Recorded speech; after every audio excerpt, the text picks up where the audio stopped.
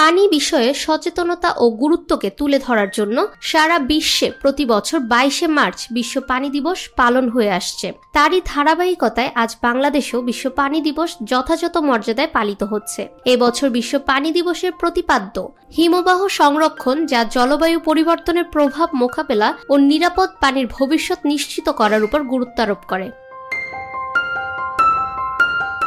জাতিসংঘের সাধারণ পরিষদে গৃহীত এক প্রস্তাব অনুযায়ী প্রতি বছর 22শে মার্চ বিশ্ব পানি দিবস হিসেবে পালিত হচ্ছে। 1992 সালে ব্রাজিলের রিওতে এই প্রস্তাব গ্রহণ করা হয়। সেখানে পানি সম্পদের জন্য একটি বিশেষ দিন ঘোষণার দাবি তোলা হয়। 1993 সালে প্রথম বিশ্ব পানি দিবস পালিত হয় এবং তারপর থেকে এই দিবস পালনের গুরুত্ব ক্রমশ বৃদ্ধি পেতে থাকে।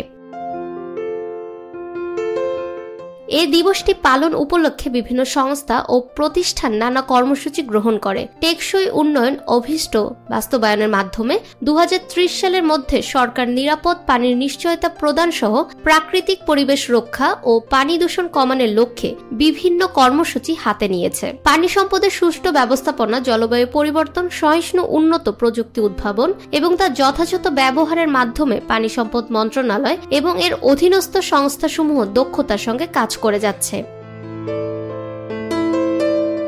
নদীমাতৃক বাংলাদেশে পানি এবং টেকসই উন্নয়ন একে অপরের সঙ্গে ওতপ্রোতভাবে জড়িত। পানি ছাড়া যেমন আমাদের জীবন অচল, তেমনি জলবায়ু ও প্রকৃতি, যা আমাদের জীবন ও জীবিকার সঙ্গে ঘনিষ্ঠভাবে জড়িত, তার স্বাভাবিক প্রবাহের জন্য পানি অপরিহার্য। বাংলাদেশকে 2041 সালের মধ্যে একটি উন্নত সমৃদ্ধ দেশ হিসেবে পরিণত করার লক্ষ্যে সরকারের বিভিন্ন উন্নয়ন কার্যক্রম চলমান রয়েছে।